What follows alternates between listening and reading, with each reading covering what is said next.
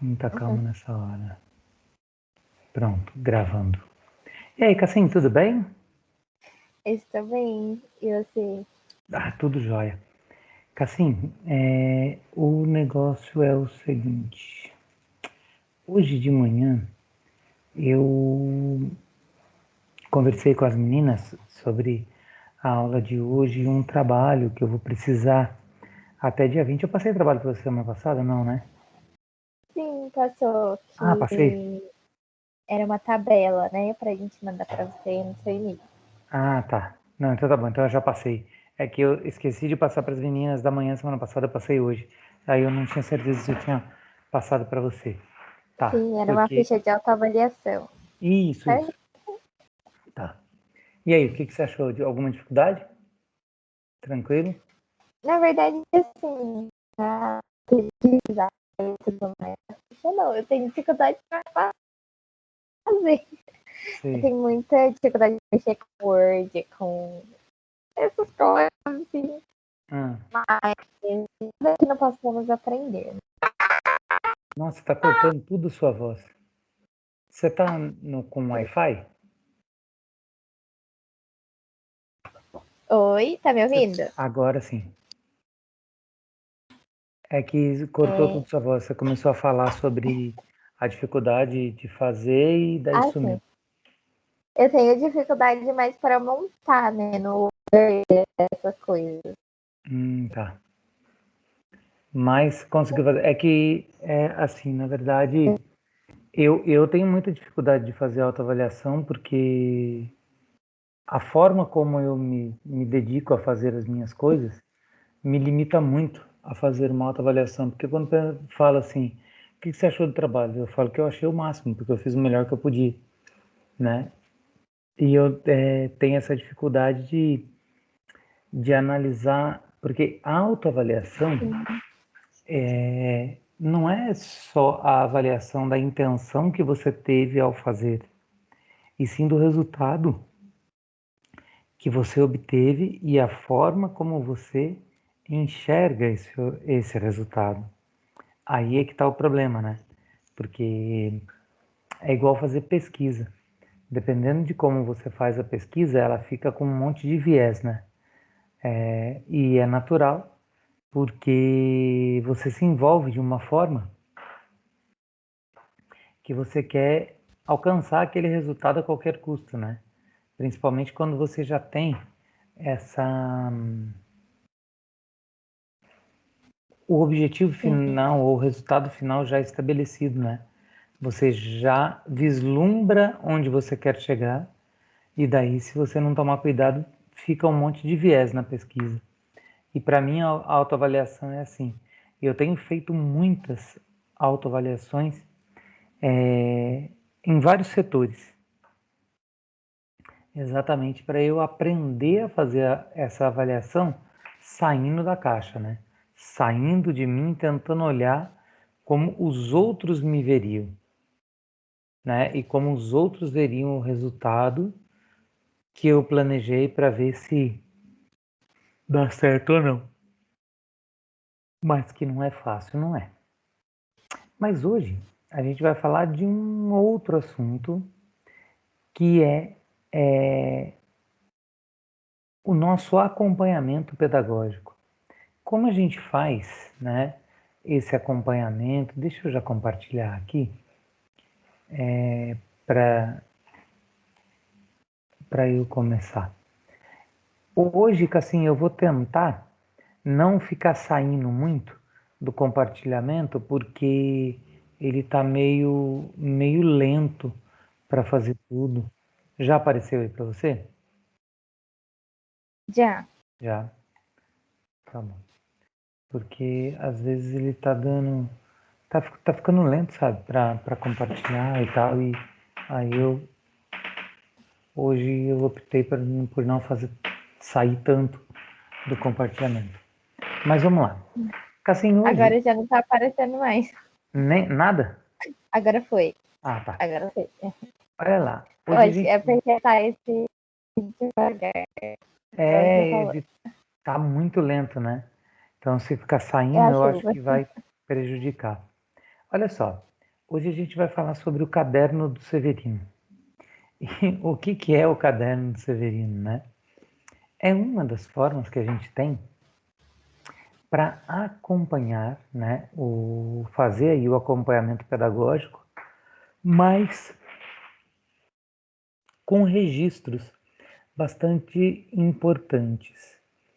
Só que para eu fazer isso, né, eu preciso ter aí algumas ideias que a gente conversou em encontros anteriores, né, quando a gente falou das formas, né, dos tipos de avaliação e das formas como a gente registra o progresso do aluno, né?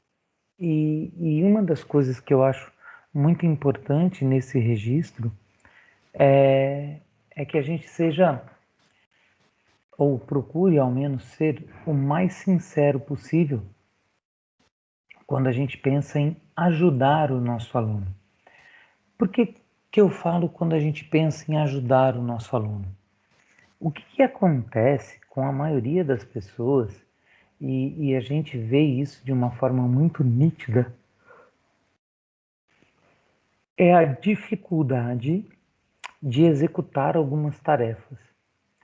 E ao apresentar essa dificuldade, muitas vezes, nós professores, se não estivermos atentos, se não estivermos com um olhar atento aos nossos alunos, essa dificuldade passa desapercebido e a gente não faz os registros, né, dessa situação e acaba cobrando o aluno, né, ou os alunos, uma sala inteira, por uma desatenção nossa, por um deslize nosso. Então, vamos pensar no seguinte: o que eu preciso avaliar durante todo o percurso do meu aluno? E uma outra coisa é como essa avaliação poderia ter ajudado, por exemplo, o acompanhamento desse meu Severino. O que a gente precisa avaliar no nosso aluno? Ai, acredito que primeira questão de aprendizagem, né? Como ele recebe aquele conteúdo, como ele desenvolve aquele conteúdo referente aos colegas também, né? Tá, então eu faço uma comparação com o conteúdo e com a turma, é isso? Isso. Mas e se eu tenho uma turma muito boa, muito forte, e o meu Severino é um aluno que apresenta muita dificuldade? Como fica aí o resultado? E eu acredito que o resultado está mais na forma de como vai ser passado o conteúdo, né? O professor analisar qual é o nível, aquela questão de aprendizagem, se o aluno ele aprende mais ouvindo, mais lendo, né? Mais vendo aquilo que está na frente dele também, né? Seria um aluno visual, para que o professor consiga trabalhar em cima disso. Certo. Mas você não acha que se eu tenho um aluno que tem muita dificuldade e eu comparo com ele com uma sala que é um espetáculo, eu não vou estar prejudicando a avaliação desse aluno? De uma certa forma, sim. De uma certa forma, não. Porque eu vou conseguir descobrir se realmente eu for um professor, né, compromissada, responsável. Eu vou conseguir descobrir e conseguir verificar qual é o problema diretamente daquele aluno, se eu for ver em questão de sala, né? Hum, E de uma certa forma não é bom porque eu estaria comparando ele com os outros alunos. Então, por que os outros alunos conseguem e ele não? você acha que isso seria mais motivador ou menos motivador para ele, essa comparação que você faz? Para o aluno seria desmotivador, né? Mas eu olhando com a minha visão, por exemplo, sem o aluno saber, a minha visão como profissional minha mesmo, Hum, eu acredito que para mim seria algo bom, porque eu não iria deixar aquele aluno de lado. Por mais que ele tenha uma dificuldade, eu iria tentar entender qual era a dificuldade dele. Mas ele sabendo que eu tô nivelando ele com uma turma, seria desmotivador para ele, Ah, porque tá sendo comparado. certo, perfeito. Então vamos ver a próxima parte aqui, ó. O que deve ser avaliado no percurso dos alunos, né? Conheceremos na prática o que foi avaliado na trajetória do Severino.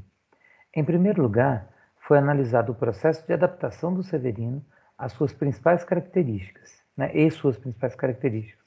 Foi feito um raio-x do Severino, procurando responder quem é essa criança. Então vamos pensar nesse danado desse Severino. Olha a cara de safado do moleque. Né? A primeira Aquele coisa bem. Aquele aluninho bem sapeca. não tem cara daqueles bem, tipo assim, vou aprontar na sua aula. Não Eu só na sua aula, né? Em toda. Bom, então olha só. Quando a gente fez, né, a ideia aí de uma anamnese, foi conhecer o Severino, a gente começou a perceber algumas coisas assim, ó. O aluno, ele é do primeiro ano do ensino fundamental, tá? Então ele está chegando na escola agora. Ele encontrou dificuldades extremas no início da sua escolarização, teve dificuldades de aprender a utilizar o caderno, apresentou dificuldades na adaptação à escola, pois chorava muito nas aulas, cumpria as atividades solicitadas, passou aos poucos a ser um dos alunos mais discretos da sala, não tinha amigos, então passava a maior parte do tempo sozinho.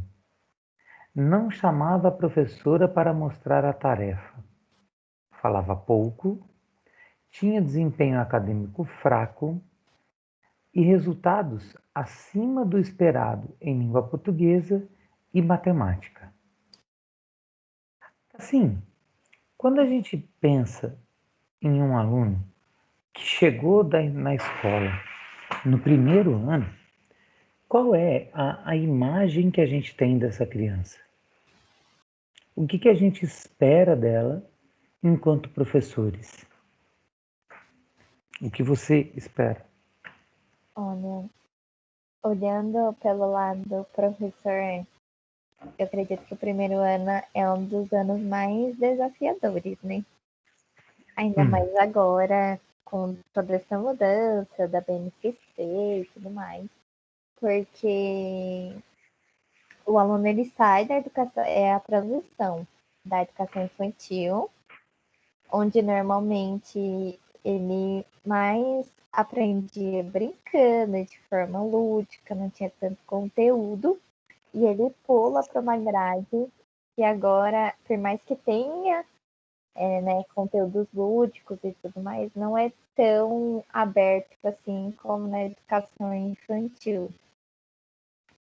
hum, Então, é o momento que a gente vai ensinar a alfabetização, né, do aluno, quando ele começa a aprender em matemática a soma, a subtração, né, de alguns números pequenos. Então, antes ele não tinha isso, e sim. agora ele tem. Então, na minha perspectiva, agora pessoal mesmo, eu vejo que mexe um pouco com a cabecinha deles, sabe? Eu acho que por isso que acaba, às vezes, eles dando um pouco mais de trabalho no início, porque é uma nova rotina, é um novo ciclo, é tudo novo, né? Tanto para eles quanto para o professor, porque é uma turma nova. É totalmente diferente da turma anterior, da turma retrasada e afim. Então, é desafiador. Sim, concordo. Mas se for uma escola grande, assim, que eu tenha a educação infantil na escola e a criança vai poder continuar na mesma escola, só vai mudar para o Fundamental 1. Será que continua da mesma forma? De certa forma, sim e não. Porque, por um lado, ele vai estar familiarizado com aquele ambiente, né? E talvez até mesmo com algum professor, né? Às vezes tem professores que acabam rodando, né, de Sim, turma e acaba pegando uma turminha que pegou anteriormente, né? Não na mesma série, mas pegou mas já anteriormente. conhecidos. Isso. Então, dessa forma, pode ser até mais fácil, porque a professora já conhece aquela turma e também o aluno já conhece aquele ambiente, do que um aluno, por exemplo, que sai da educação infantil e vai para outra escola. Ok. Daí a gente começa a perceber o seguinte: ele veio para o Fundamental 1, independente se está na mesma escola ou não, mas ele teve dificuldades extremas no início da sua escolarização. Quando se dá o início da escolarização, Cassim? Na educação infantil ou no Fundamental 1? Na educação infantil. Então, olha lá. O que a gente pode imaginar de dificuldade extrema nesse início da escolarização? Eu acredito que seja pela forma que era apresentado as atividades, né? De às vezes não querer fazer, não querer estar junto e fazer, né, realmente as atividades. Não é nem que ele não, talvez não é que ele não sabia fazer, mas às vezes por não ter uma adaptação adequada, acabava que ele não queria fazer, né? Tem alunos na adaptação que eles acham que não tem horários para tudo.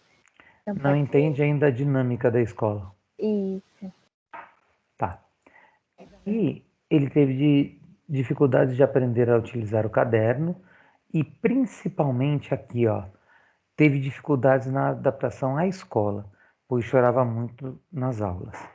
Qual é a importância do caderno e qual é o problema dessa adaptação? A importância do caderno é porque é um objeto que ele vai usar em toda a trajetória, né, escolar. Então, é necessário aprender a fazer, né, a utilizar o caderno, até mesmo porque é um processo da alfabetização.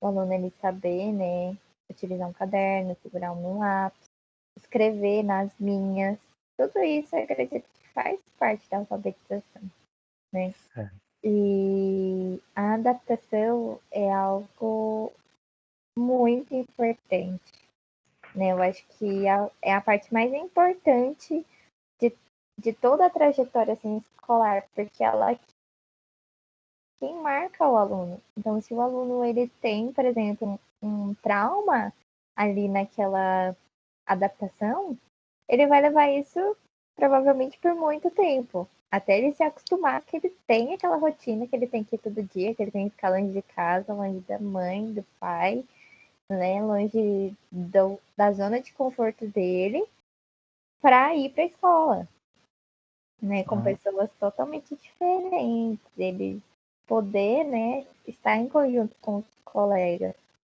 Então é uma fase muito importante. E se o professor não souber trabalhar aquilo, né, pode gerar esse problema de não ter uma adaptação. certo. Então, vamos pensar de uma maneira um pouquinho diferente, então, em relação a essa adaptação. Eu entendi tudo que você falou, concordo. Mas qual é a ação do professor para promover essa adaptação? Eu acredito Ou que não é responsabilidade do professor isso? eu acredito que é totalmente responsabilidade do professor, Hum, porque é o comportamento do professor com o aluno que vai acontecer essa adaptação. Eu acredito que quando o professor ele tem realmente, né, esse dom de ensinar, que a gente vê muitos professores que fazem licenciatura, mas não tem né? Não sabe nem por que Esse está ali. jeito, esse jeito de ensinar. Quando o professor ele tem isso com ele percebe que a coisa anda de uma maneira natural, porque essa adaptação nada mais é do professor passar a segurança para o aluno. Então, se o professor está inseguro quanto aquele aluno, ele não vai conseguir ter uma adaptação, como eu posso dizer, realmente efetiva, né? Sempre vai ter algo que falta ali para que seja sucedida aquela adaptação. Ah, perfeito. Assim, se a gente fosse pensar em uma palavra, apenas uma, da ação do professor para ele ajudar essa adaptação do aluno, qual seria? Ah, só vale uma palavra. Não sei, só uma palavra. Só vale uma. Eu já escolhi a minha. Vamos ver se você vai fazer a A escolha igual. adaptação. Oi? Em relação à adaptação. Sim. O professor precisa fazer o quê para conseguir conquistar, conseguir fazer essa adaptação de forma satisfatória, com sucesso, adequada? Daí você pode pensar a forma que você quer. Mas pensa em uma palavra. Ai, é muito difícil colocar uma palavra. Não é não. A hora que eu falar, você vai falar, nossa, por que eu não pensei nisso? Tão simples. Vou te dar uma chance, ela começa com A também. Amor? Também, mas não é isso que eu pensei a princípio. Se bem que a palavra é um reflexo do amor, sim. Nossa, eu não sei. Acolhimento, É verdade. Eu ia falar afetividade. afetividade, acolhimento. Então, a gente começa a bater de frente com algumas coisas que eu vejo, né, em algumas escolas que me deixam assim atordoado, para não falar um palavrão, sabe? A gente vem conversando, né, nos outros encontros, falando da afetividade, falando do amor, da aproximação, do acolhimento, da criação de vínculo com o aluno. Pesquisas científicas, já foi comprovado, né, cientificamente, que quando o aluno gosta do professor, ele aprende mais. Sim. E para ele gostar do professor, ele precisa criar um vínculo. Quem constrói o vínculo? Somente o professor ou o aluno tem que participar dessa construção? Somente o aluno ou o professor tem que participar dessa construção? E a escola como um todo participa também? E a família participa também? Como que é o entendimento da família em relação a esse vínculo sendo criado com o professor? Então, a gente tem muitas questões que vão além, né? Até além dos muros da escola e em relação ao que a gente entende. Por exemplo, eu ouço muitos pedagogos falarem uma coisa que me aflige, me afeta, me tira do sério, me deixa em dúvida, sabe? Eu não sei descrever realmente o sentimento que eu tenho quando eu ouço isso, mas eu já vi, não sei nem quem foi que inventou isso, né? Se você souber, aí você até me conta, só para eu ter certeza. Mas assim, sabe aquela história do professor sim, tio e tia não? Eu já Sim. vi professores que não admitem ser chamados de tio ou professoras sendo chamadas de tias. E a primeira coisa que eles falam assim: não sou irmão do seu pai, não sou irmão da sua mãe, não sou sua tia. Só que você está falando com uma criança de 5, 6 anos. Sim. Eu não sei. Para mim, é uma atitude impensada, agressiva, sem sentido nenhum. que eu não uso comigo, tá? Contrariando aí essa teoria, as pessoas que falam isso, eu não uso isso comigo. E Eu já você? Qual é a tive, opinião sobre isso? professor, eu Oi? já tive professores que falaram sobre isso, que a gente não deveria admitir uma gente de tia, Por quê? porque a gente tinha que valorizar a nossa classe, porque nenhuma outra profissão chamava a gente de tia. E por que a gente tem que admitir que eles chamem a gente de tia? Eles precisam ter o respeito de chamar a gente como professor. E eu fiquei assim, nossa, chocada, né? Porque era uma aula de psicologia, né? É uma aula assim, que tecnicamente a gente aprende bastante sobre algumas partes da aprendizagem, né, relacionada ao cérebro. E eu fiquei tipo, meu Deus. E veio muito proveniente disso, porque, se eu não me engano, Paulo Freire tem um livro que fala sobre isso. Professor sim, tia não. Eu acho que é esse mesmo o O tema do título. livro. É o título do livro. Bom, Eu não tive. Eu não lembro se eu cheguei a ler esse livro, porque eu já li tanto livro de Paulo Freire durante a faculdade, mas eu não lembro se eu li esse livro. Mas se eu não li, é porque eu não. Não era algo que era obrigado, e eu também não tinha interesse. Eu acho que a educação ela precisa acontecer essa afetividade. Não precisa ser mais aquele método tradicional de antigamente, que você tem que fazer aquilo e só aquilo. A educação tem que ser uma via de mão dupla, do professor e aluno. Tem, tem que ter uma humanização nisso. Porque eu vejo que hoje até as empresas já estão aderindo a isso. E por que a gente não pode aderir na educação? perfeito. Eu falei exatamente isso hoje de manhã. Bom, então, bom, foi Paulo Freire, não sei se você gosta dele ou não, né? Me perdoe se você gostar, mas eu não gosto da maioria das coisas que eu ouço de Paulo Freire. Porque, por exemplo, esse negócio que essa professora falou, a gente tem que valorizar a profissão e a criança chamar a gente de tio ou tia não valoriza. Eu não consigo enxergar essa desvalorização, né?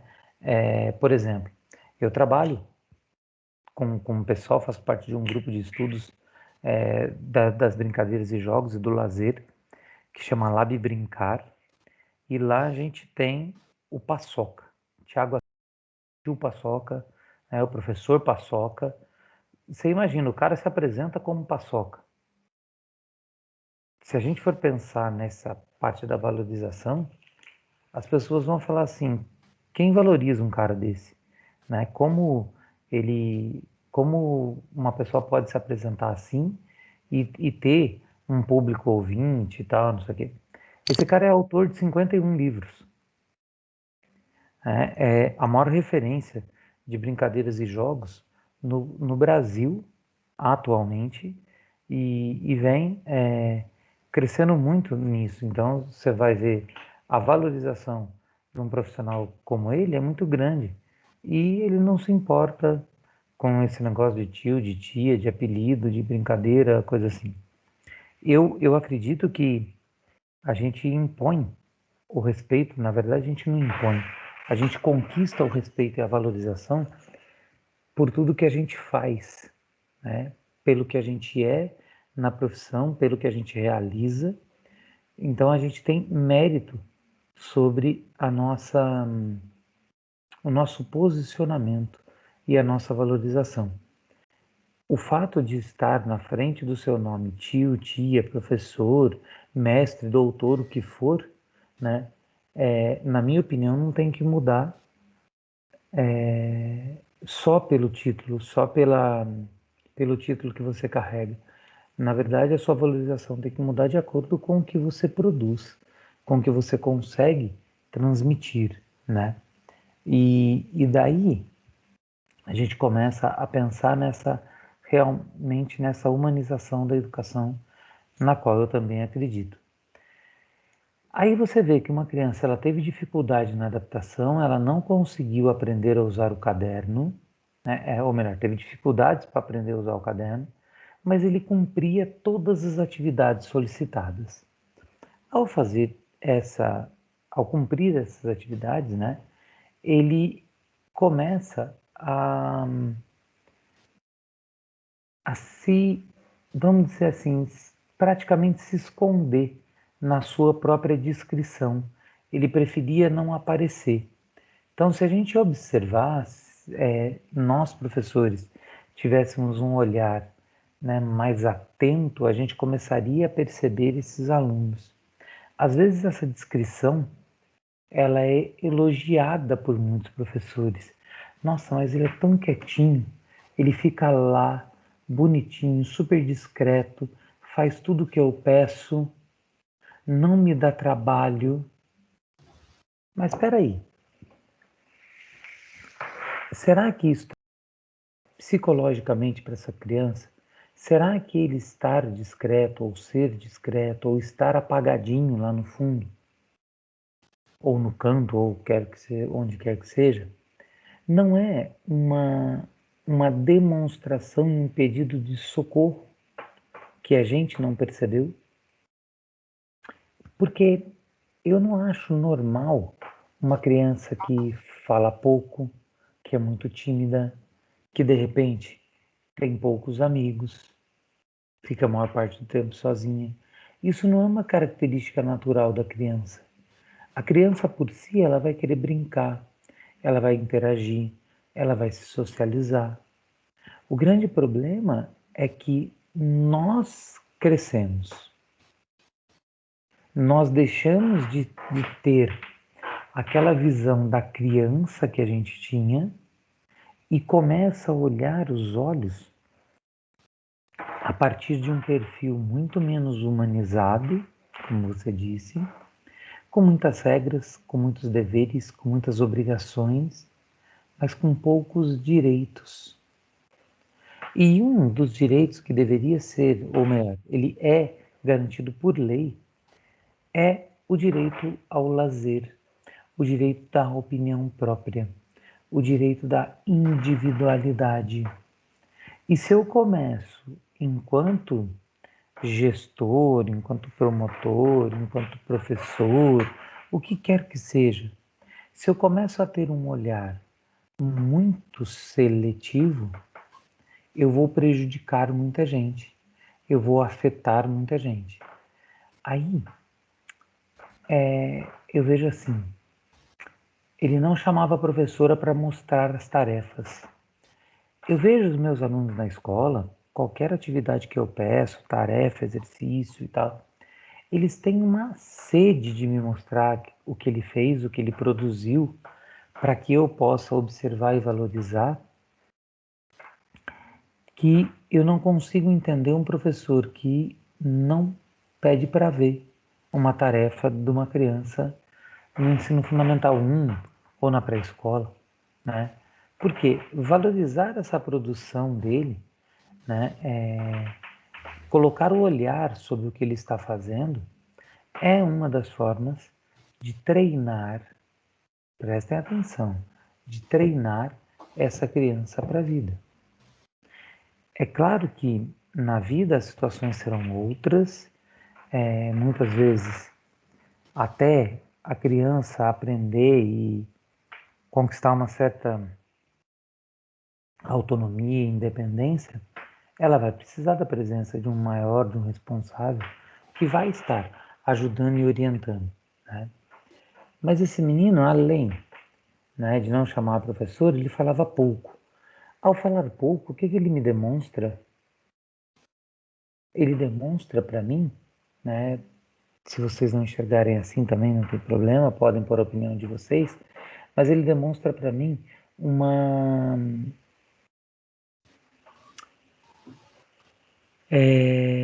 indisciplina passiva. A gente tem a criança que tem a indisciplina ativa, que é aquela criança que não para, que fala muito, que se movimenta, que mexe, que atrapalha todo mundo. Mas a gente tem a indisciplina passiva também, que é aquela criança que fica quietinha lá no canto, que não me dá trabalho, que tá tudo bem com ela, que tá perfeito, eu não vou ter que ficar dando bronca, eu não vou me desgastar, vai ficar tudo bem. Só que o que está acontecendo com ela não está tudo bem. Muito provavelmente essa criança vai apresentar um déficit na aprendizagem muito grande. Por quê? Porque eu não olhei para ela, eu não prestei atenção no que ela queria me mostrar. E isso, galera, acontece muito, né? Muito, muito, muito, infelizmente. O desempenho acadêmico fraco é natural dessa falta de socialização. A gente sabe que para aprender a gente precisa socializar, a gente precisa dividir e trocar experiências, porque sozinho eu vou aprender, vou, sem dúvida. Mas a qualidade dessa aprendizagem, qual vai ser? Como será? Então eu também tenho que ficar muito atento a isso. Tudo bem? E os resultados acima do esperado em língua portuguesa e matemática? O que será que era? Eu acredito que era por já ter um contato, provavelmente, né? Porque a gente sempre esquece que quando o aluno ele entra no fundamental, né, ele já pode entrar com a bagagem com ele, né? Eu tenho aprendido muito isso com o meu TCC, falando sobre a alfabetização, porque a gente não pode descartar isso. Às vezes ele é estimulado em casa, porque normalmente os pais eles estimulam muito a língua portuguesa e matemática, né? Sim, Esquece das outras disciplinas. não serve para nada os outros, né, na verdade. Mas a gente não pode esquecer ou deixar de lado que o aluno ele pode trazer essa bagagem. Então, ele trazendo essa bagagem com ele, talvez seja uma forma bem mais fácil de nós, professores, conseguirmos passar, né, aquele conteúdo de língua portuguesa e matemática. Talvez seja por isso que ele tenha esse resultado esperado ou não, né? Só tendo realmente uma avaliação ali com ele para saber realmente o porquê desse resultado. Tá, ótimo. De manhã, eu comentei também sobre uma outra possibilidade, que são as inteligências múltiplas. Como você falou, ele é muito estimulado em casa e de repente ele tem uma facilidade para entender isso mais do que os outros, de repente, e para as outras áreas da inteligência, né, do conteúdo, do conhecimento, da ciência, ele não vai ou ele pode não conseguir, né, os resultados esperados ou expressivos dessa forma. Mas assim, sabe que assim, eu vejo que quando a gente aprende a olhar o aluno dessa forma, a explorar, né, o nosso potencial de conhecimento para observar e avaliar o aluno, a gente tem muito a ganhar com isso e o aluno tem muito a ganhar com isso. Agora, qual é o cuidado que eu tenho que tomar ao fazer essa avaliação ou essa exploração?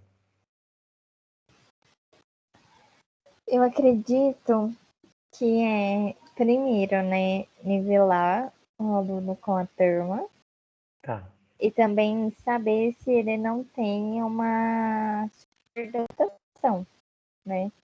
Se ele não se enquadra nesses alunos de superdotação para que não estimule ele até esses resultados.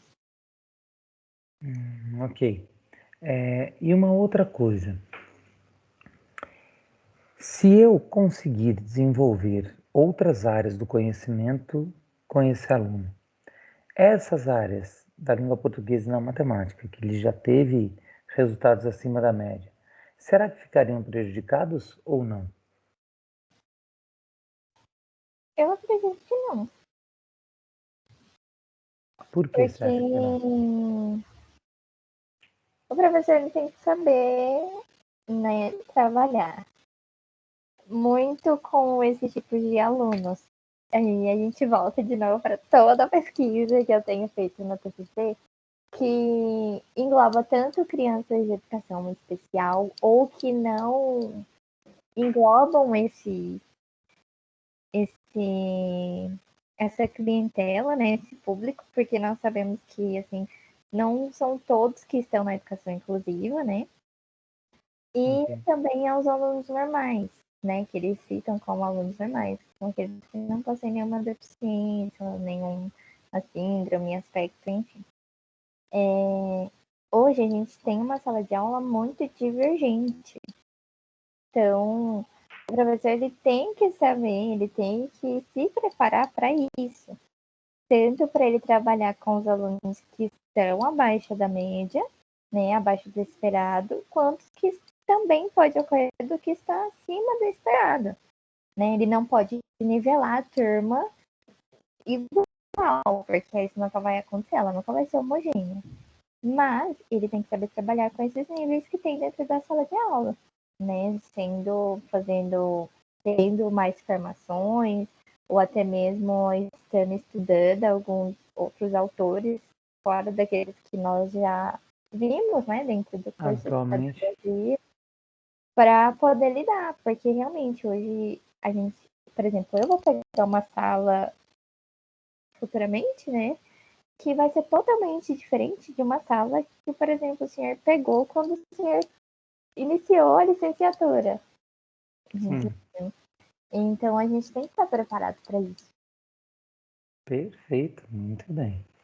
Aí, olha só, o Severino, lembra que ele não aprendeu a usar o caderno?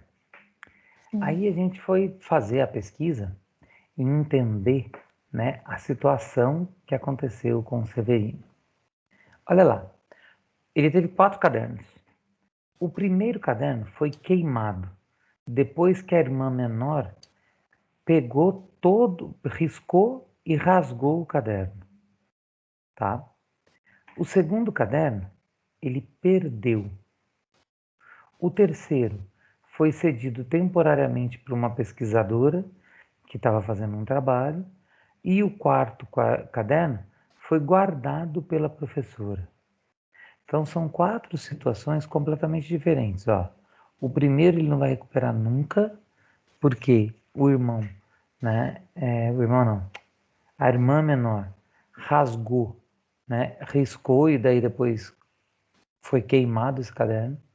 O segundo ele perdeu, e ele perdeu não sabe onde, ninguém devolveu, ninguém apareceu. O terceiro foi cedido temporariamente, né, para a pesquisadora, que ia desenvolver lá o trabalho, que não vem ao caso agora. E um outro caderno, o quarto e último caderno, ele foi gravado não, guardado pela professora. A professora reteve esse caderno. Ao acontecer tudo isso com o Severino, o que ele perdeu? Quando ele perdeu o caderno, Os 4. eu acredito que ele perdeu um pouco da confiança, né? E também, assim, acaba que vai afetando também na autoestima da criança, porque ela pensa que ela não é responsável, que ela não consegue cuidar de alguma coisa, que ela. Porque sempre tem isso, né? A gente Sim, sempre ouve na competição, tem que ser mais caprichado, tem que fazer com capricho, tem que cuidar do seu caderno, não pode deixar fazer orelha. Então, assim, eu vi no meu estágio já isso. Isso aconteceu desde a minha época de alfabetização. hum, Né? Então, eu acredito que pode afetar muito na autoestima da criança e também na confiança dela, porque se afeta a autoestima, afeta a confiança. exato. Então, olha lá. Sobre os cadernos utilizados no decorrer do ano, não foram obtidas informações. No entanto, nenhum deles foi aproveitado na sua totalidade, né? Ele teve 4 cadernos e acabou não fazendo. Mas olha lá, a professora achou muito ruim esse modo de lidar com o material escolar e imaginou que Severino fosse descuidado. Mas será que isso denota mesmo descuido do Severino? Será que ele agiu, né, com descaso em relação aos seus cadernos? O que mostra a análise dos cadernos de Severino segundo as pesquisadoras. Essa última a gente não vai falar, mas eu quero me atentar às duas primeiras. Aqui, ó. Você acha que o que aconteceu foi descuido do Severino? Eu acho que não. Por quê? Porque uma criança. Lembra das 4 situações, hein? É porque assim, por mais que a gente ensine muita responsabilidade para crianças e tudo mais, eles não sabem muito assim o que é um descuido. Talvez, por exemplo, vamos pegar a situação da irmã e depois ele acabou queimando, né? Que acabou queimando o caderno. Talvez a irmã foi lá, pegou o caderno, o que é super comum os irmãos mexerem nas coisas da gente. Eu falo porque eu tenho uma irmã.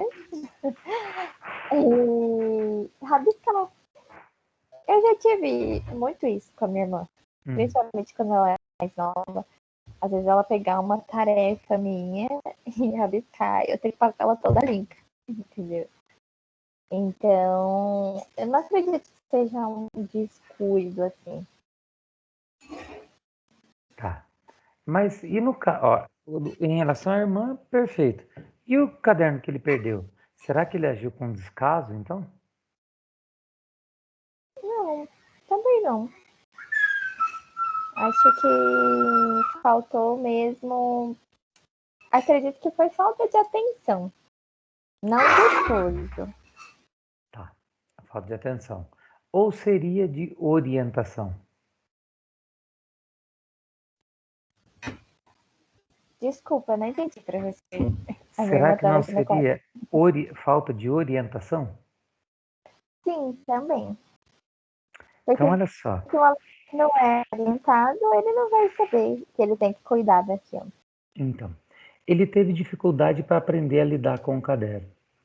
Essa dificuldade, né, ela denota, ela nos mostra, ela nos indica que essa dificuldade toda é provinda de alguma coisa, de algum lugar, ou de algum trauma, ou de uma falta de orientação, ou de uma imaginação muito fértil dele, que não conseguiu entender aí a função do caderno, né? Então tem muitas coisas que precisam ser levadas em consideração quando a gente fala isso. Mas que é necessário que o professor oriente de uma forma muito clara, muito direta e principalmente que confira o entendimento do aluno em relação ao que foi explicado, para que ele não tenha sustos. Então, olha lá. Nos cadernos de Severino foram encontrados dias em que as lições foram feitas de modo completo e correto. Explore a galeria para saber um pouco mais sobre o contexto escolar deste aluno. Olha lá. Ao longo do ano, foi possível identificar mudanças importantes no conteúdo registrado nos cadernos desse aluno. Então, é sinal que ele realmente fazia as coisas, né? E quando se observa, vê que a mudança ela foi muito importante, então deve ter tido algum registro que foi significativo também. Nas primeiras semanas, o caderno de Severino mostrava apenas tentativas mal sucedidas de cópia de cabeçalho. Ainda não familiarizado com o formato de letras e números, ele buscava reproduzir as formas colocadas na lousa. Muito do que a gente aprende pela cópia, a gente aprende por imitação, a gente aprende por estimulação, né? Mas tem uma coisa que é muito importante, que é entender o processo de copiar. Se eu deixo a criança simplesmente copiar por copiar, ela vai repetir uma série de letras que ela poderia ter aprendido se eu buscasse, né, mais informação e compartilhasse mais essa possibilidade, né, do que eu ficar simplesmente colocando a culpa nos outros. Ao longo do ano, Severino passou a conseguir obter mais sucesso nessa atividade diária, chegando a conseguir, em alguns dias, concluir uma cópia da data e da frase, passando a dedicar-se às demais atividades propostas. O que a gente vê nisso, né?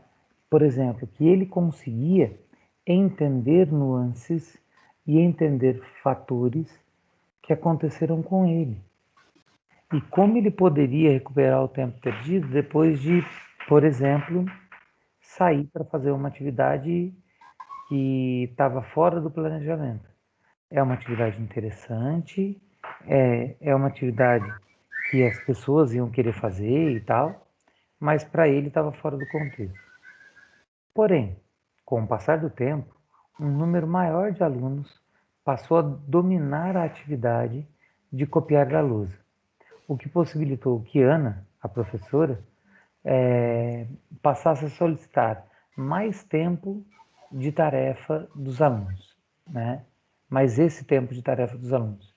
Então vamos pensar no seguinte: as crianças chegaram no começo do ano, nenhuma sabia ler e escrever, e essa professora, ela começou a trabalhar com eles dentro da forma concreta, né? Ela conseguiu os moldes, né, das letras em madeira, ainda não deu para trazer as letras de gelo, como a gente tinha pensado, né? Mas começou a fazer algumas coisas e o que acontece?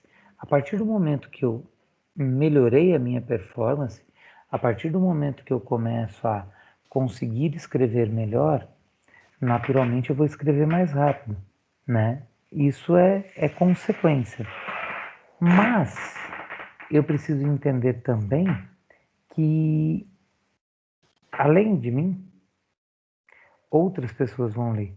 Então não é simplesmente eu escrever de uma forma que só eu vou entender, para não cair no risco que eu caí uma vez, né, de fazer um caderno para a faculdade, era a disciplina de ginástica.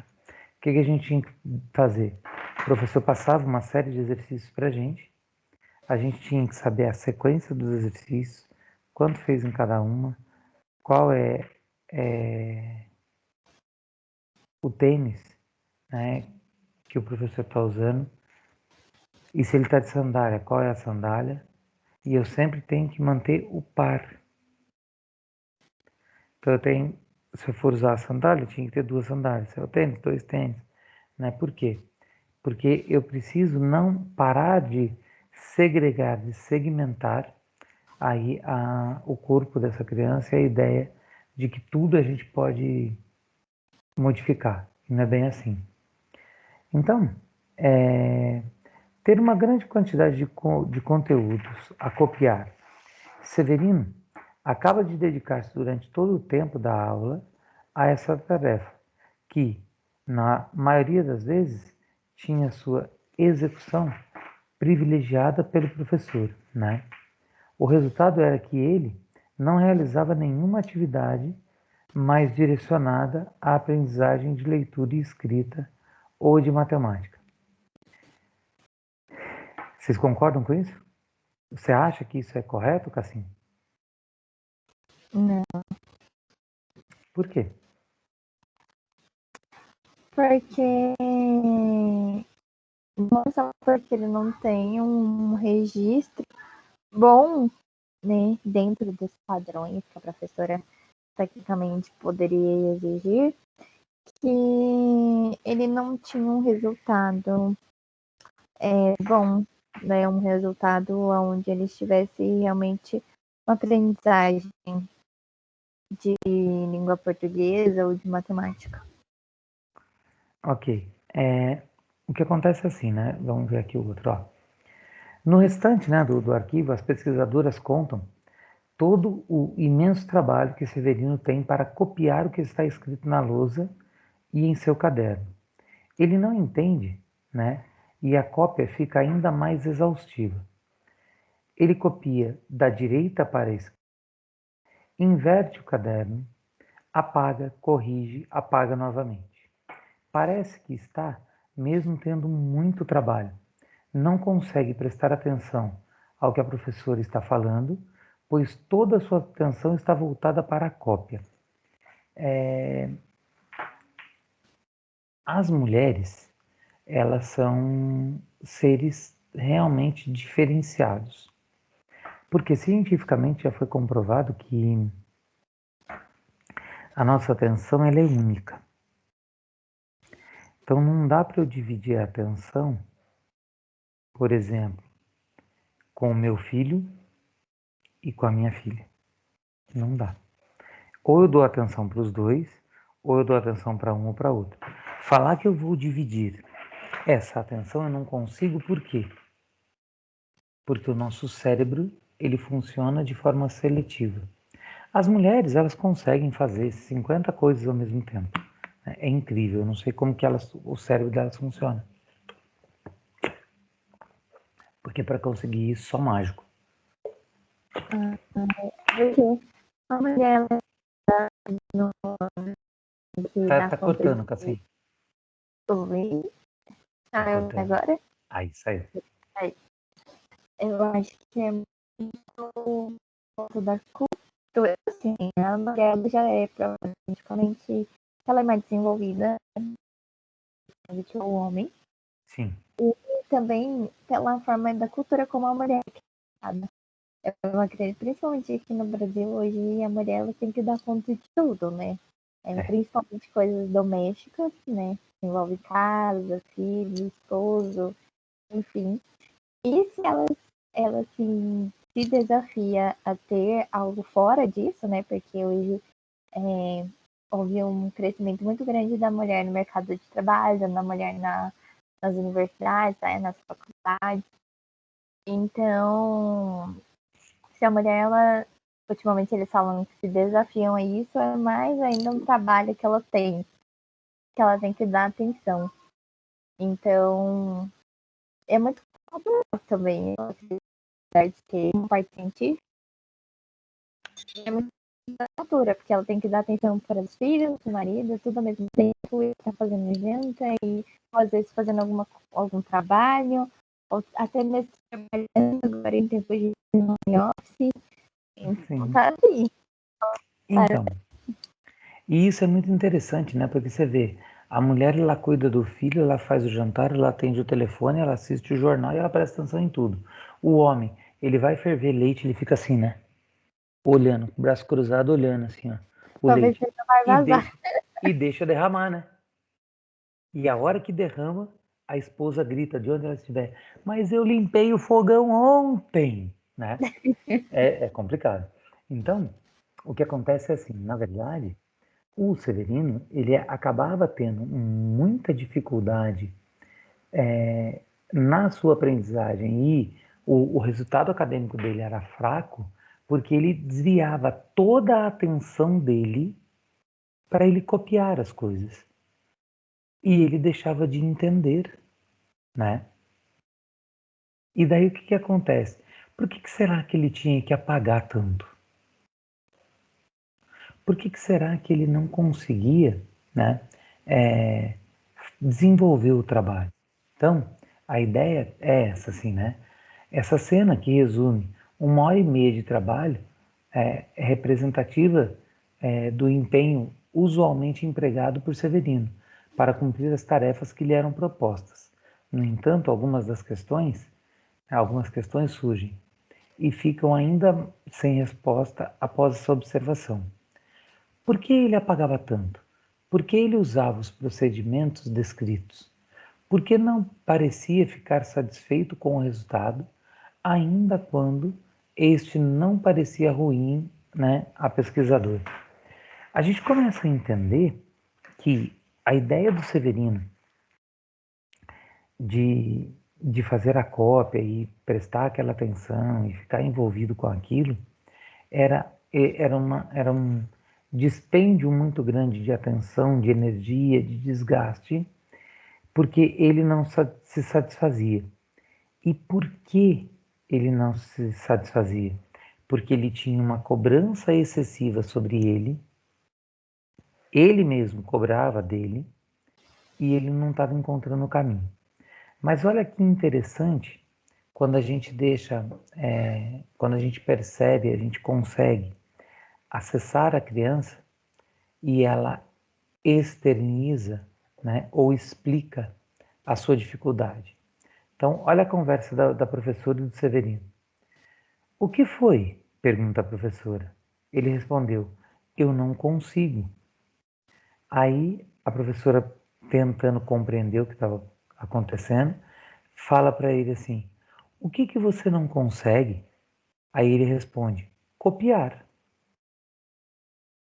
Aí o Severino, ele conta para a professora, né, que o eu dele, né, estava acreditando estar sendo sua principal dificuldade a linha de lá, né? O que é a linha de lá? A linha da lousa. É grande e essa, que é a do caderno, era pequena. Então ele não conseguia copiar porque ele apagava tanto, ele não se via satisfeito, porque quando está na lousa, a professora precisa escrever, a professora ou professor, precisa escrever grande por quê? Porque o aluno ele precisa enxergar, né, aquilo que está escrito. De diversos pontos da sala. Então tem alunos que estão mais perto, tem alunos que estão mais longe, dependendo do ângulo que ele está olhando, ele vai ter reflexo, vai ter um monte de coisa. E o Severino, ele estava sentado numa cadeira individual, lembra lá no começo? Que queria para ele uma cadeira individual. Aí eu penso no seguinte, quantas crianças será que passam por esse mesmo drama do Severino? E quantos professores não percebem essa dificuldade, esse drama que a criança está vivendo? E não se aproxima, e não se apropria do espaço, e não interage com a criança, que esse era o momento mais importante para ela. Porque não é simplesmente eu chegar lá e falar está errado, mas eu preciso falar o porquê está errado. Eu preciso criar significado para ela, entender o que é correto e não ficar tentando a sorte, como algumas pessoas fazem, infelizmente. Tudo bem? Sim. Aí, olha onde ele foi parar. Severino estava no início do seu processo de alfabetização e, para ele, a cópia deveria ser precisa. Tinha que ser igualzinho que estava na lousa.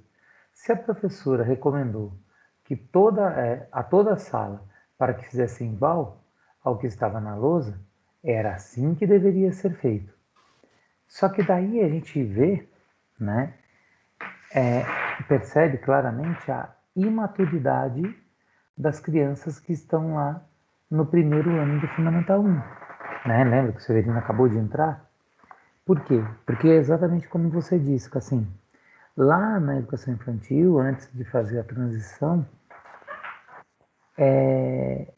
se brincava muito, se usava muita brinquedoteca, se usava muito história, várias coisas que vocês vão poder usar. Sim, Quem mais acha que sim? eu acredito que dá sim para trabalhar Por a quê? educação no fundamental com o É. lúdico. Não, que dá, a gente sabe que dá. Mas por que às vezes a gente não faz? Porque dá trabalho. Ah, dá muito trabalho, né?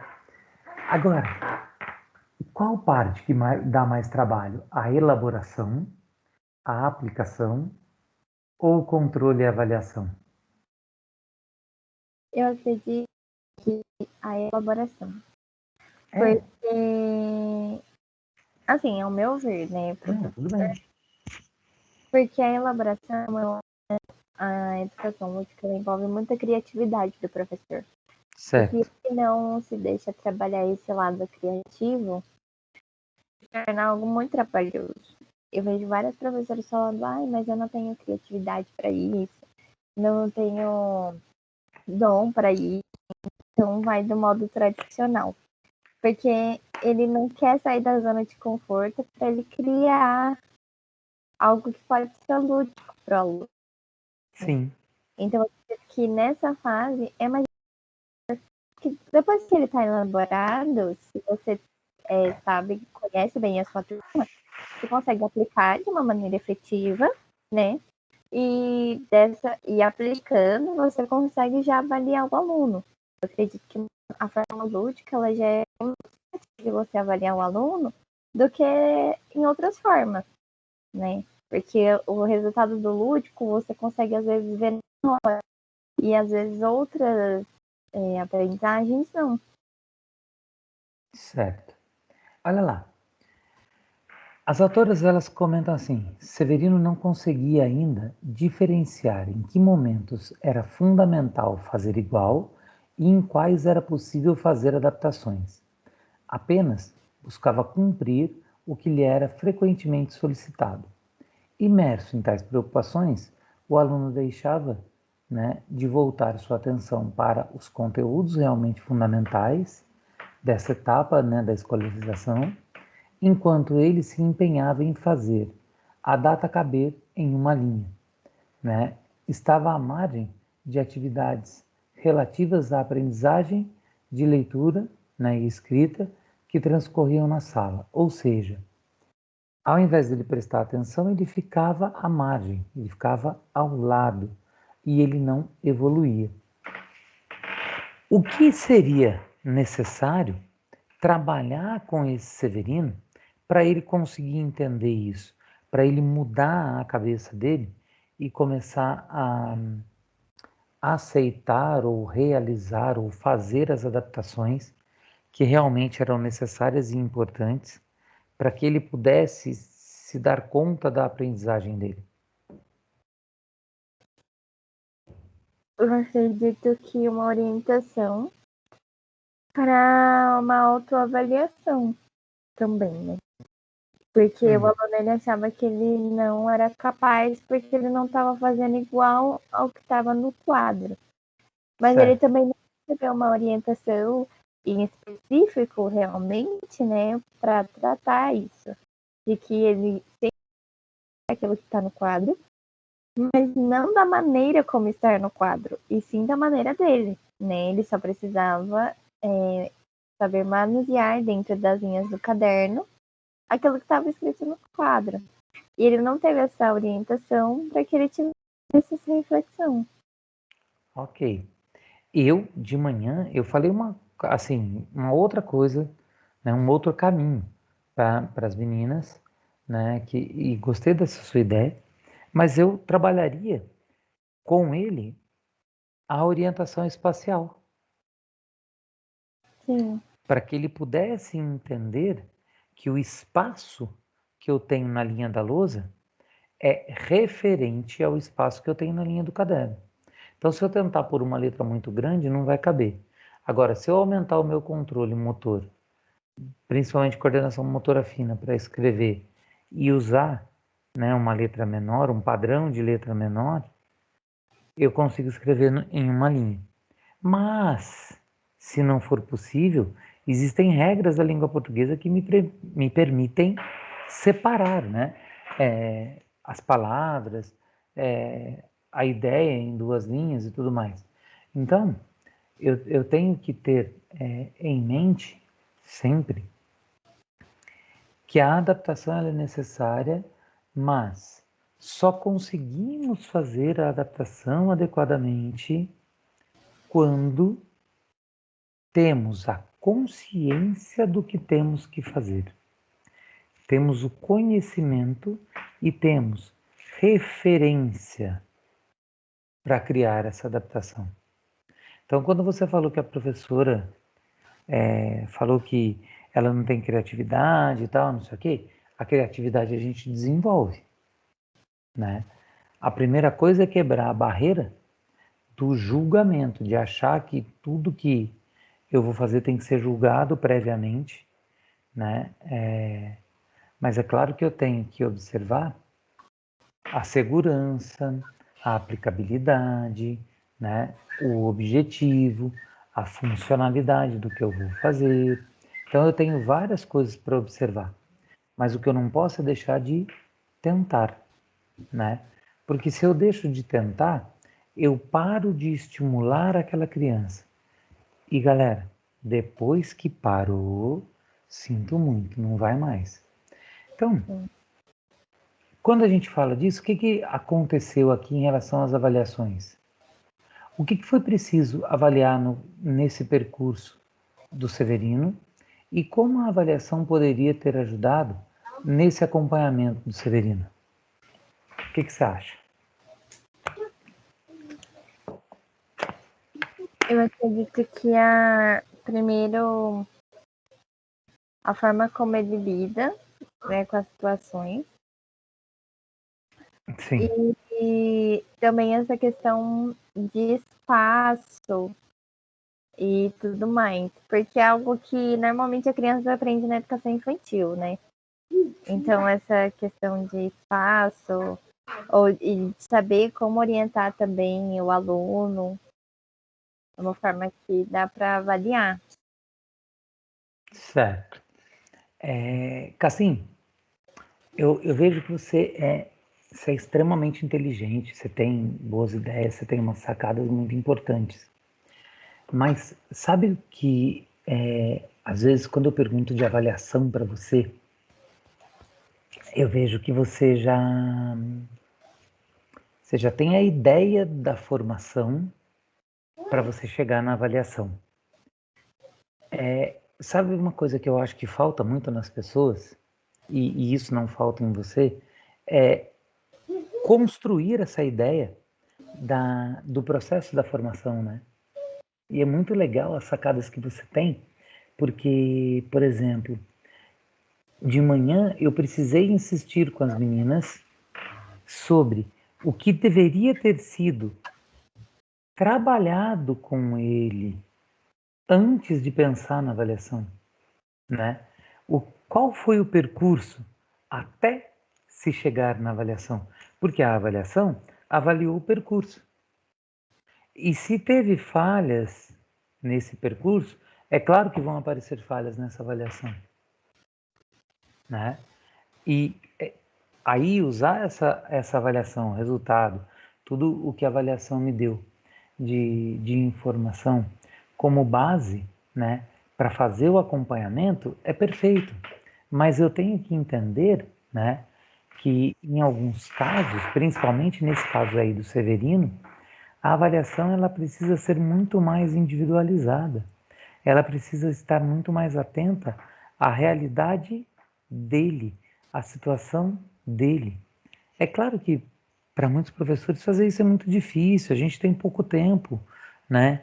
A gente tem que dar conta de muita coisa. E se você trabalha em mais de uma escola, tem várias turmas e tal, eu entendo toda a dificuldade, mas eu preciso encontrar uma forma, quando eu falo eu, é nós professores, tá? Encontrar uma forma, como você falou no começo, né? E eu falei de manhã, de humanizar a educação, de humanizar essas atitudes, de humanizar as referências, de humanizar até mesmo a avaliação. Por quê? Porque se eu ganho essa consciência, se eu tenho essa possibilidade, tudo vai fluir melhor, né? Então, olha lá, as autoras no trabalho afirmam o seguinte, ó, houve sensíveis avanços no desempenho do aluno. Nos raros momentos em que a professora acompanhou mais de perto seu trabalho, auxiliando com as recomendações necessárias. Ana reconheceu, próximo ao fim do ano, que o uso do caderno prejudicou muito né, as possibilidades do Severino, apesar dos demais conteúdos da primeira série. Chegou a afirmar que considerava que se ele pudesse recomeçar a escolarização, após ter aprendido a trabalhar com o caderno, certamente teria um desempenho melhor. Você concorda com isso, Cassim? Sim. Você acha que o Severino deveria voltar e fazer de novo a primeira série? Para ter o Não, melhor desempenho? não, eu acho que ele tinha essa questão com ele, né? Mas não acho que é um motivo para que ele tivesse que voltar, né? Fazer tudo novamente. Porque faltou recomendações, não foi algo dele.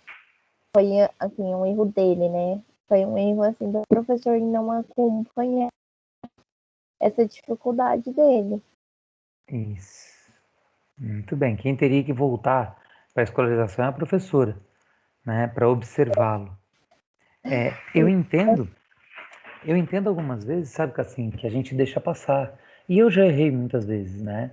Não sou perfeito, já errei muitas vezes e vou continuar errando porque eu não pretendo parar de dar aula.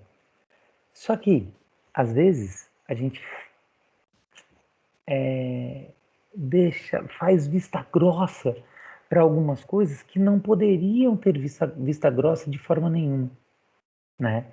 A gente às vezes não percebe a dificuldade do aluno porque a gente não olha para ele, porque a gente julga o aluno antes do olhar, né? Do olhar fraterno do professor. Então, a gente precisa entender, e eu acho que isso é uma coisa que é muito importante, e aí eu volto a falar da criação do vínculo, da aproximação, do olhar atento, da escutativa, né? Escuta ativa. Fala rápido, parece que é escutativa, né? E não é isso.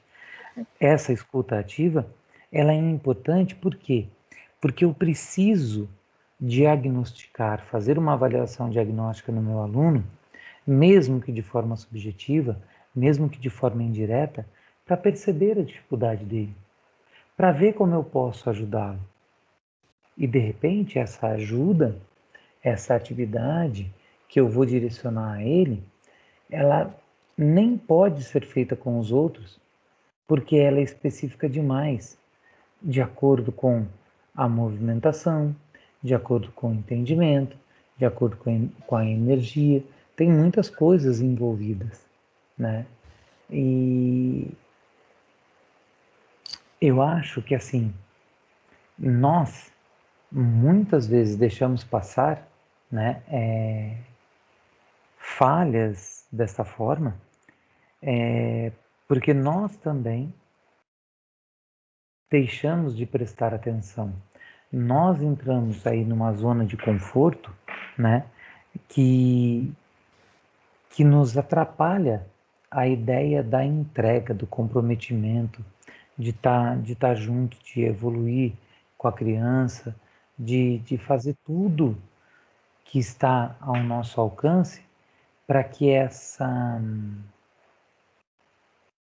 como eu vou dizer, possibilidade de aproximação e de aumento, né, de ganho no aproveitamento, possa ser real. Mas para isso, o professor tem que se entregar demais. Ele tem que viver em prol dessa educação. Tranquilo? Sim. Aprendemos, né, com esse texto que é preciso avaliar os processos de aprendizagem no percurso dos alunos, não somente o comportamento ou os resultados obtidos. Um olhar atento e um acompanhamento adequado faz toda a diferença e garante o futuro dos alunos. Eu acho que ele faz muita diferença, mas garantir esse futuro, você concorda com isso? Não. O que pode garantir o futuro do aluno, Cassim? O próprio aluno. Só ele pode garantir. Não só ele, Ah, mas a maior parte vem dele. Porque se ele não toma a coragem de, assim, realmente ter um segmento, né, na escolarização dele, de ser um bom aluno, assim, enfim, um bom aluno pode ter vários aspectos, né?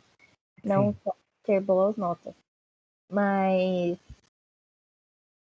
o professor também faz parte disso, né? O professor que está acompanhando ele também faz parte disso.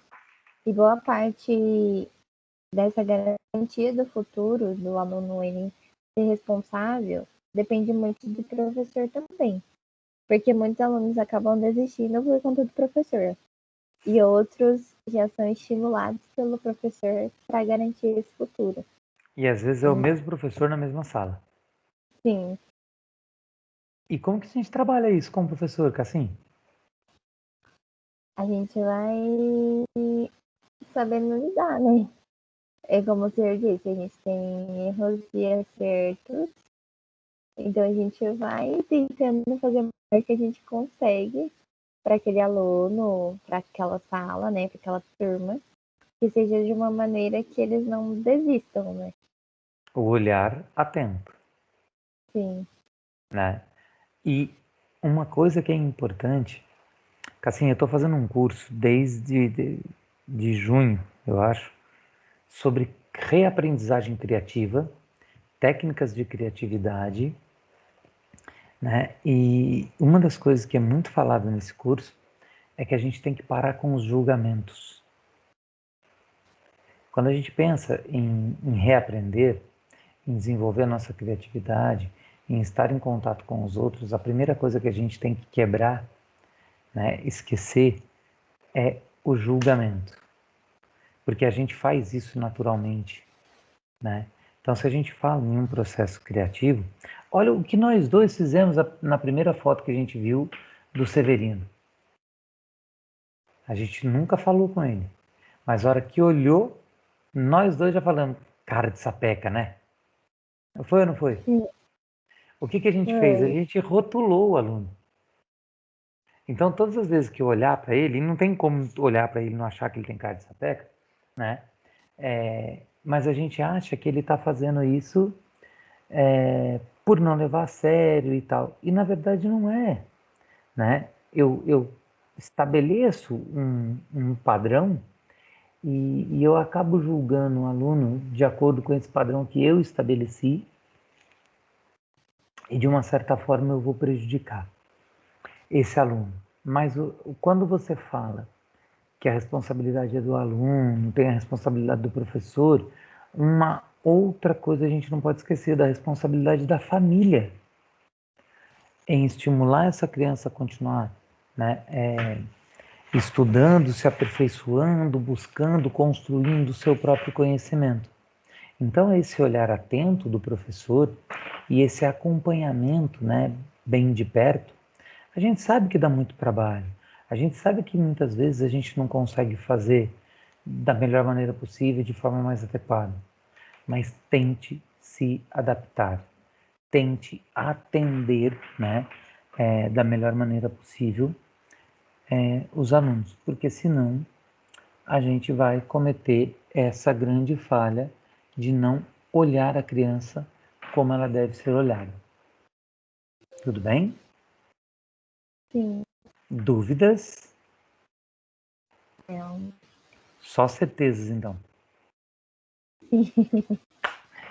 Cassim, o material de hoje era esse. Se você não tiver mais dúvidas, a gente encerra por aqui, porque você é show, menino. Você é fera demais. Bom seria para todo professor se a gente tivesse uma sala inteira com alunos Tá, como você. Oi? quem dera, né, professor? Seria Nem bom. vinha tudo isso. Imagina 20 cassins na sala. Eu tava feliz. Mas eu vejo Tá cortando tudo, Cassinho. Eu não tô te isso, ouvindo. né? Que desespero. Agora tá me ouvindo? Ainda não, Tava tá cortando. cortando um pouco. Ah, Peraí.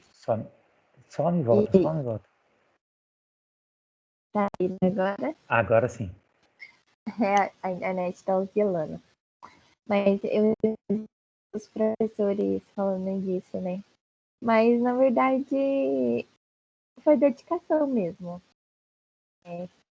Eu ralo.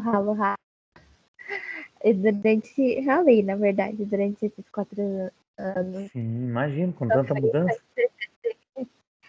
Sofri com esse TCC. Hoje encaminhei a última parte. E, assim, eu sempre quis fazer da melhor forma possível. Eu sempre tive muito medo da faculdade. Mas quis fazer do melhor que eu podia, sabe? E os Sim, professores sempre falaram, sempre escutei palavras assim, fico muito feliz, né? De saber que tá dando certo, né? Que eu tô tendo resultados com essa dedicação. Mas eu vejo que eu tenho muito para aprender, que eu tô na pontinha assim do iceberg. assim, E, esse nosso processo de aprendizagem, né, assim, ele não vai parar nunca. A gente tem que continuar sim, aprendendo, se atualizando, principalmente agora, né, com, por exemplo, com essa parada toda que a gente teve da pandemia. Quando a gente voltar para o presencial, como vai ser? A gente precisa estar ainda mais atento com os olhares.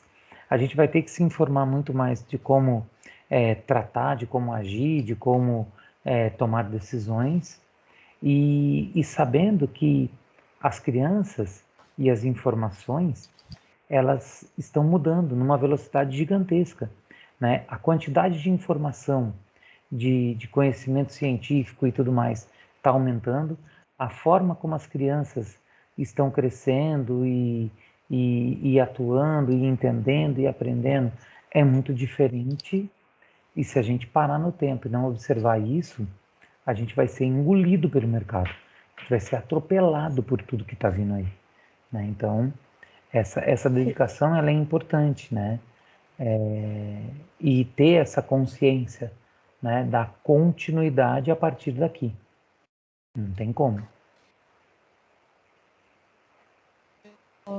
eu vejo muitas alunas que entram no curso assim, e que não entendem realmente, né? Porque durante os 4 anos eu vivi realmente o propósito da coisa de pedagogia. Extrair tudo aquilo que eu queria aprender, principalmente no estágio, eu vi muita coisa que eu quero, que eu peguei para mim, que eu quero ser uma professora assim, mas ao mesmo tempo os professores, eu vejo muito professor que hoje está dentro de sala de aula, principalmente professores que já têm muitos anos de carreira, eles estão acomodados, sabe? Sim. E é uma coisa que acontece naturalmente, Cassim. Eu tenho 25 anos de docência, né? Tem algumas coisas que a gente se acomoda, né? Só que se a gente não tem alguém que, ei, acorda, ó, presta atenção, você acaba se entregando mesmo, sabe? Porque não é fácil, né? A trajetória do professor ela não é fácil. Só que o problema é que tem gente que se acomoda com 2, 3 anos de sala de Sim, aula, né? E pô, não dá, não tem jeito, a gente tem que mudar, tem que se desafiar o tempo todo para que isso não aconteça. sim, e tem muito disso. E hoje eu tava até conversando com a Willa, né, que ela tá orientando a gente no TCC, Sim. e eu tava desesperada, né, porque eu não sei se eu cheguei a comentar com o senhor, mas a minha atividade 1 do TCC, ela foi invalidada. Você falou, e aí, como que resolveu isso? E aí, assim, eu ia abrir um processo interno na faculdade para que revise tudo isso. Só que quando a gente começou, porque não foi só comigo, foram com outras alunas também. Quando aí a representante da turma, enviou para a Cibele mandou para a central lá, e eles falaram que só que nesse enviar um por um, eu não sei o que aconteceu nesse meio tempo, se eles falaram com os tutores ou não falaram, o que foi, e algumas aulas vão ser prejudicadas. Ah, tá. Né? Ixi, cortou de novo. Tudo. Opa, tá ouvindo? Não, cortou Peraí. tudo. E agora? Agora sim. Agora foi. Então, e aí na atividade 2, mesmo a aluna ganhando pontuação máxima na atividade 1, o tutor mandou refazer tudo. Aí assim, eu fiquei receosa, falei com a Cibele, porque eu falei assim, eu tenho medo, eu já não tive validação na primeira atividade, se o tutor fizer isso com a segunda, eu tô lascada. Sim. Aí eu mandei, eu falei assim, ai, Cibele, eu vou tentar recuperar na atividade 2 e 3, né? Aí na 2 eu tirei pontuação máxima e hoje eu encaminhei a atividade 3. Então eu tô aguardando, né, a resposta agora do tutor e para saber. Mas ela falou assim que se a gente tiver a pontuação mínima de 2.000 pontos, né, a gente Sim. vai para defesa. Então eu já tô um pouco aliviada. Eu acredito que eu vou tirar a nota máxima nessa última parte, porque era a parte mais fácil, né? Então era resumo, consideração final e referências. Fora Se você já tirou a nota máxima na segunda parte. E quanto é a nota máxima? Nessa agora é 4.000. Não, mas da anterior, da 2. Da 2 era 1.000. Eu 1.000. tirei. Ah, Sim. então você já tem meio caminho andado. Se você Sim, tirar 1.000 nessa, você vai para defesa de qualquer forma. sim. Entendi. Aí eu fiquei. Porque eu já tava desesperada. Eu mandei mensagem pra Willa, pra Sibeli, e falei: Sibeli, eu tenho que ir pra defesa. Não sei se a gente vai fazer, mas eu tenho que ir. Aí ela Não, perguntou lá pro pessoal do TCC e eles falaram: porque tem que ter a média 6, né? Então, sei. como o TCC na defesa vale 4.000 pontos, se eu tirasse 2 nas atividades, já dava para ir. E aí, se eu Sim. conseguisse a pontuação de 4, já ficaria 6, né? Mas se eu quiser, eu vou tirar a pontuação máxima agora na atividade 3, vou para a defesa e vou tirar a nota máxima também. É isso aí, eu tenho certeza que vai. Eu vou ver com a Cibele se eu consigo. É que assim, eu estou em várias bancas também, né? As bancas elas vão ser online. E eu estou em muitas, na educação física e na pedagogia, eu não sei. Que dia que vai ser a sua, você sabe? A Então, apresentação? ontem a gente teve aula com a Willa, da TCC. Ela falou pra gente que a defesa vai ser dia 7, dia 8. E que você estava confirmado nas No dia nossas pesquisas. 8. No dia 7 eu não posso. Ela falou que você estava. Enfim. Dia 8 eu vou fazer parte, no dia 7 não. Dia Vai 7 eu dou ser aula na. numa outra faculdade. Aí eu não posso estar com vocês, entendeu? Entendi. Mas no dia 8 estarei. Se a sua for no dia 8, eu vou ver, eu vou ver, eu vou ver. Então, ela falou que vai ter várias turmas, né? É, Que vão estar lá. Mas enfim, espero que dê tudo certo. Estamos ansiosos. já deu, Cassim. Fica tranquila que já deu certo, você vai ver. Ela até Tô comentou, torcendo por você. ela até já comentou comigo. Ai, menina, você já pode ir pensando na pós. Você fica aí sofrendo até. Eu também acho. Já pode começar a se organizar aí. Já vê com o maridão para ele pagar a pós para você e começa, já era. Então, na verdade, eu não quero fazer pós agora. Eu vou Hum. fazer uma segunda graduação. Você vai fazer o quê? Eu quero fazer psicopedagogia. Que eu quero Ah, eu lembro, você falou. nesse. Você vai fazer a graduação em psicologia, né? Legal. E depois que eu fizer a segunda graduação, eu vou fazer a pós. Aí eu vou fazer em neuro. Porque eu quero realmente especializar nesse.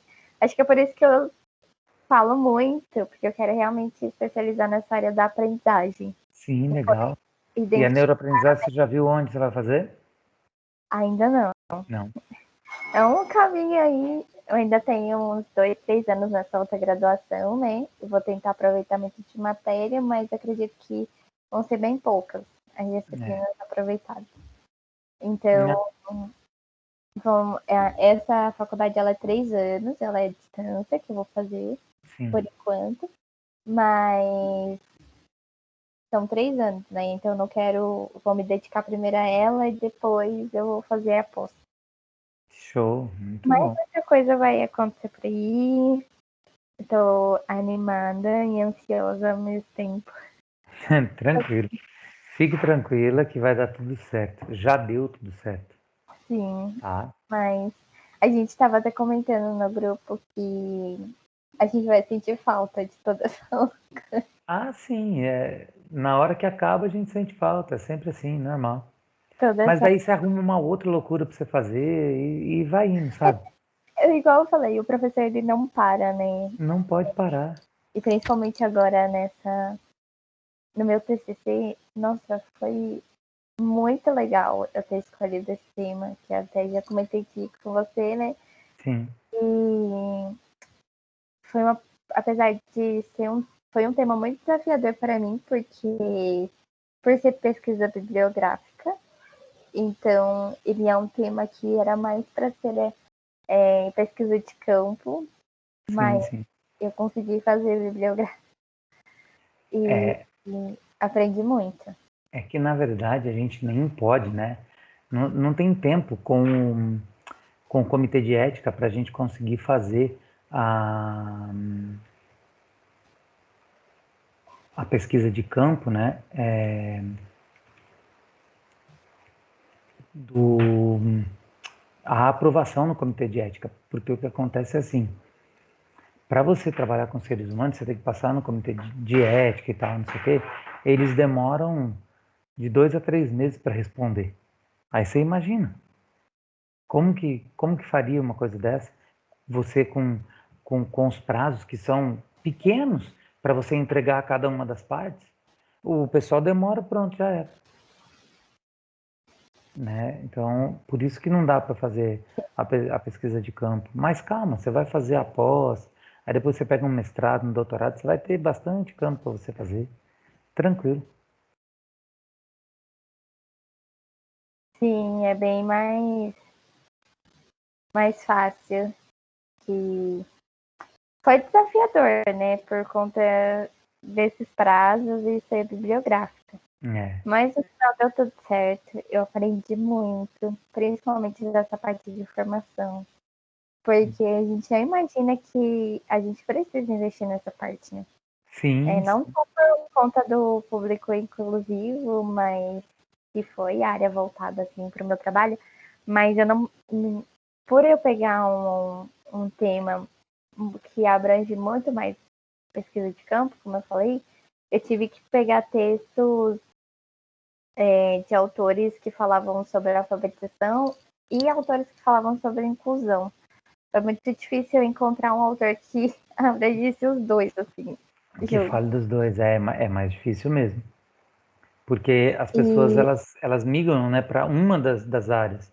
Juntar as áreas é mais difícil mesmo. sim, e aí, mas foi muito interessante porque em ambas, tanto na alfabetização quanto na educação inclusiva, eles falaram da formação docente. E eles falaram sobre a gente ter uma formação contínua, Sim, independente do ramo que a gente trabalha, né? Do nosso tema e tudo mais. Eles falam que é importante a gente fazer cursos, a gente é, ter pós. a atualização é tudo, não tem jeito. Não dá para fugir disso, não. E muitos professores ainda são muito estagnados nisso, né? Que acham que só o curso da pedagogia é o suficiente, só o diploma é o suficiente. Tá bom e pronto. Não dá. Não dá Tem, para parar. tem professores que param na graduação. Eu não sei se você já conheceu, mas no estágio mesmo, Hum, teve professores que eu fiz muito estágio na prefeitura, né? Teve muitos professores que assim faziam os cursos porque era obrigado por conta do plano de carreira. Então, quanto mais cursos tivessem, mais. sim, Mas assim, ai, eu tenho que ir lá naquele curso por conta do meu salário, é. sabe? Por conta da publicação. por conta disso. Ai, porque lá na frente eu vou me aposentar bem. Só que não pensa nele como profissional e nem no aluno, né? No que agrega para ele, né, aquele curso e tal.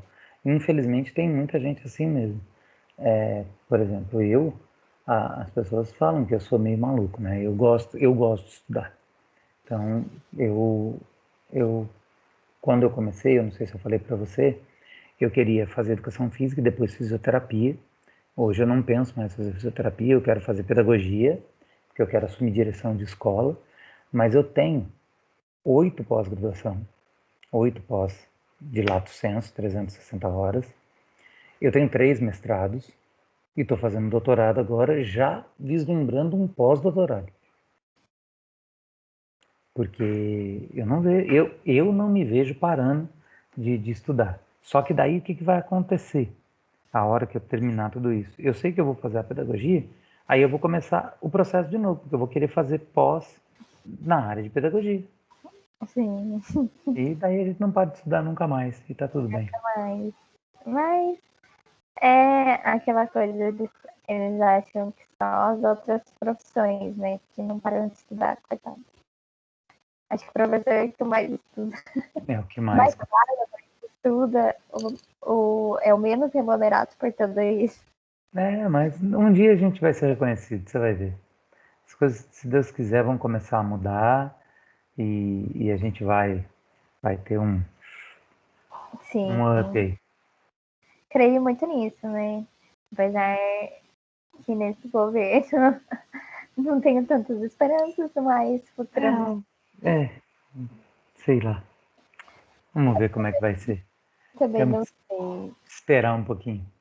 Ainda mais agora pós-pandemia. Mas Exatamente. é isso. Nos aguardamos na próxima quarta. Sim, com certeza. Ué, mas na próxima quarta não é o seu casamento já? Não, é É na na outra ainda? semana. Tem que Oi? ser na próxima. Na Ah, próxima tá. eu ainda tô aqui. Aí Então na tá bem. outra quarta que não. E você não está? Tudo bem. Tá bom? Então, perfeito. A gente encontro marcado. Sim. Tchau, Tchau, prazer. Boa tchau. Até mais. noite. Boa Semana que semana vem. pra você. Até semana Tchau, que vem. tchau.